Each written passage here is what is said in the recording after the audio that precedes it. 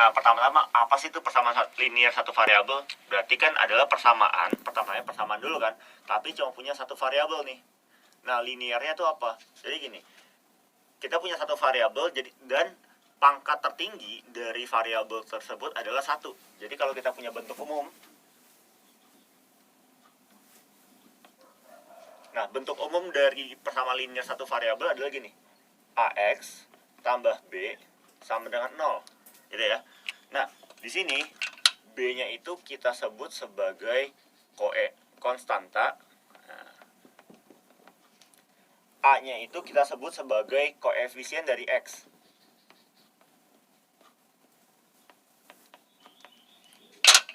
Oke, jadi kita tahu nih ya, bentuk umumnya adalah AX tambah B sama dengan 0, di mana B-nya itu adalah konstanta dan A-nya adalah koefisien dari X. Jadi misalkan nih, contoh ya, kita punya, sini aja deh, kita punya misalkan 2X tambah 3 sama dengan 0. Nah, coba deh. Kalau kayak gini, berarti A-nya berapa nih? A-nya yang koefisien X kan, berarti 2. B-nya berapa? B-nya konstanta, yaitu 3. Oke, contoh lagi. Misalkan sekarang gini, 5X kurang 7 sama dengan 0. A-nya berapa? Koefisien dari X kan? Ya, ini ya, 5. B-nya? Nah, B-nya itu bukan 7 nih, tapi ingat ada minus 7. Ya, jadi B-nya itu di sini minus 7. Oke, contoh lagi ya. Misalkan gini, kita punya X tambah 2 sama dengan 0. Nah, kalau X tambah 2 sama dengan 0, berarti A-nya berapa? A-nya itu kan berarti koefisien dari X kan? Karena nggak ada apa-apanya nih, ini tuh sebenarnya 1. Jadi kalau X itu sebenarnya 1 dikali X, jadi A-nya tuh 1. Gitu ya. B-nya, ya udah. B-nya ini ya, 2. Lagi sekarang, kalau misalkan kita punya min X kurang 2 sama dengan 0. Nah, berarti A-nya berapa nih? Nah, koefisien dari X-nya, ini kan min X nih, berarti sebenarnya itu sama aja kayak minus 1 dikaliin sama X. Jadi A-nya tuh minus 1, B-nya ya minus 2 gitu ya. B-nya minus 2. Nah, pertama misalkan gini, kita punya X minus 2 sama dengan 0. Jadi kalau misalnya kita bilang himpunan penyelesaian, tuh kayak gini. Berapa sih nilai X yang bisa memenuhi persamaan ini? Berapa yang dikurangin 2 jadi 0 coba? Ya jelas, X-nya sama dengan 2 gitu ya. Jadi X sama dengan 2. Jadi himpunan penyelesaiannya itu adalah ya 2 gitu ya. Ini kita harus pakai simbol himpunan ya. Nah, jadi maksudnya tuh gini, himpunan penyelesaian adalah kalau kita substitusiin sama X-nya, jadi dia akan memenuhi persamaan itu. Oke, nah sekarang pertanyaannya adalah gimana cara mendapatkan ini? X sama dengan 2. Nah, jadi simpelnya tuh kayak gini nih. Lo punya X minus 2 sama dengan 0. Kita pengen hasilnya adalah X sama dengan sesuatu. Jadi kita pengen X sama dengan apa gitu ya. Nah, sekarang lo lihat. Yang di sini, ini kan X-nya udah ada di kiri nih. Yang ganggu yang mana? Yang nggak bentuknya kayak gini. Di bagian minus 2-nya ya nggak? Ya kan? Berarti kita harus hilangin adalah minus 2-nya. Minus 2-nya kita harus pindahin ke ruas kanan. Tapi gimana caranya? Gini. Jadi kan kita punya X minus 2. Kita tambahin deh sama 2. Lah, emang boleh kalau kita tambahin sama 2? Boleh. Asalkan yang di kanan juga harus lo tambahin sama 2. Gitu ya. Jadi kalau di dalam persamaan itu, lo boleh lakuin apa aja asalkan perlakuannya tuh sama. Jadi kalau di sebelah kiri lo tambahin 2, yang kanan juga harus tambahin 2. Kiri kali 2, kanan juga harus kali 2. Oke? Nah, kenapa kita tambahin 2? Karena ini. Kita di sini punya minus 2, di sini kita mau tambahin sama 2. Berarti jadinya apa dong? Ya jadi 0. Berarti X tambah 0. Tinggal X-nya aja gitu ya. Yang di kanan, berarti 0 tambah 2. Berarti X sama dengan 2. Oke? Ini contoh lagi ya. Misalkan kita punya 2X 2X kurang 5 sama dengan 0. Gimana nih? Kan kita pengen hasil akhirnya adalah X sama dengan sesuatu. Yang kita lakuin bisa lakuin apa nih? Ya udah, kita bisa hilangin dulu nih yang minus 5-nya gitu ya. Jadi kita bisa tambahin kedua ruas dengan 5 gitu ya. Berarti yang minus 5 sama 5-nya jadi 0, jadi habis gitu kan. Berarti sisa 2X-nya aja nih, sama dengan 0 tambah 5. Nah, sekarang kan kita punyanya 2X, padahal yang kita pengen cari itu X sama dengan apa? Berarti gimana dong?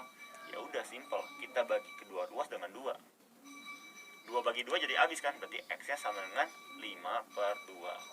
Nah, di sini ini adalah namanya prinsip negasi gitu ya. Kita ambilnya inverse-nya, lawan dari minus 5. Jadi kita tambahin sama 5, yang kanan juga sama. Contoh lagi nih, misalkan tadi kita punya min x kurang 9 sama dengan 0. Nah, gimana tuh berarti? Ya udah, kan kita pengennya bikin jadi x sama dengan, kita yang konstantanya itu pindahin dulu aja ke kanan. Berarti kita tambahin kedua ruas dengan 9. Kita dapat min x kurang 9 tambahin dengan 9 sama dengan 0 tambah 9 gitu ya. Min 9 tambah 9 jadi 0 kan? Berarti jadinya tinggal min x sama dengan 0 tambah 9 ya 9. Nah, lihat, kita kan pengennya jadi x sama dengan apa nih?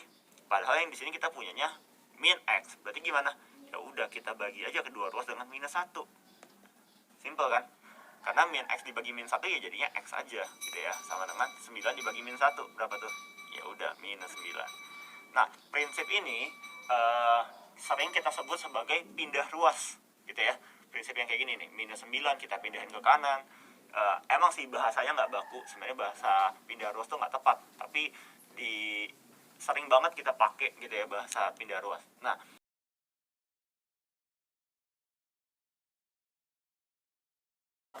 tapi kita bakal coba lihat dulu ya.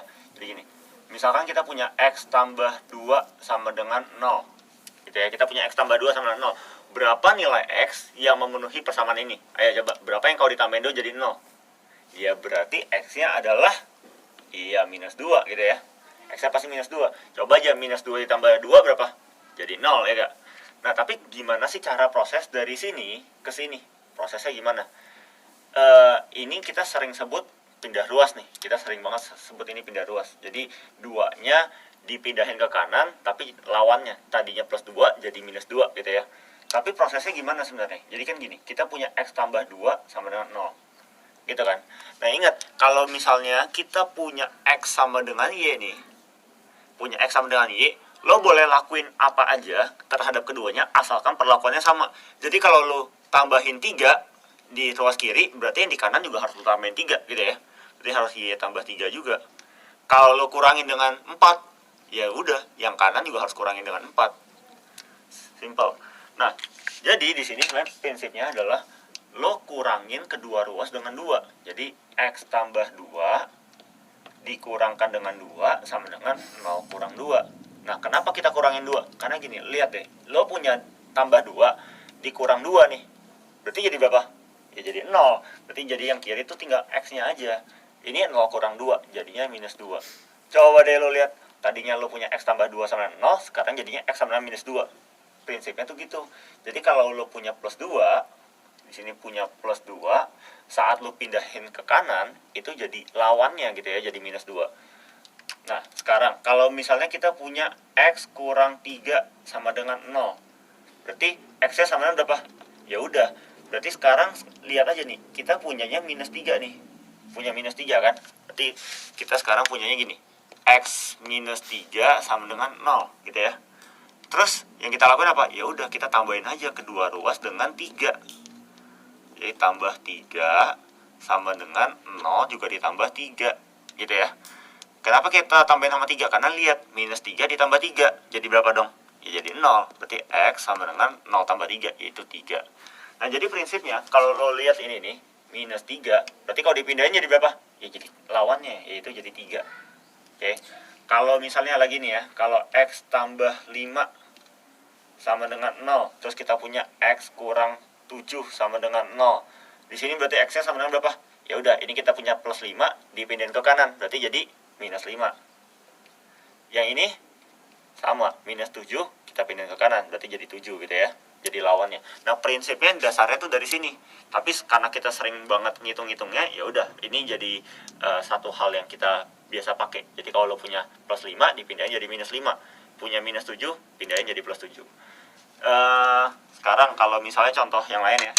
Sekarang ini kan di penjumlahan dan pengurangan. Kalau perkalian gimana? Misalkan gini, lo punya 2x sama dengan 5. X-nya berapa? Nah, gini. Prinsipnya tuh sama kayak gini nih. Jadi lo boleh kaliin bagi dengan berapapun angkanya, asalkan angka yang sama. Misalnya lo punya x sama dengan y. Lo mau kaliin kedua ruas dengan 2 tuh boleh. Jadi 2x berarti sama dengan 2y. Lo mau bagi sama 3 juga boleh, berarti x per 3 itu sama dengan y per 3 gitu ya. Jadi bisa ke sini, bisa ke sini juga nih. Kalau kayak gini, kalau misalnya gue pengen ngarahin jadi x sama dengan berapa gitu, berarti gimana dong? Kita punyanya 2x, kita pengennya bikin jadi x, berarti harus diapain? Kita bagi sama 2, bagi sama 2, bagi sama 2 ya. Ya kan? Berarti 2 dibagi 2 jadi habis, jadi 1 gitu ya. Berarti jadinya x sama dengan 5 per 2. Nah, tadi kan kita punyanya 2x sama dengan 5, jadinya x sama dengan 5 per 2 nih. Berarti gimana dong? Ayo.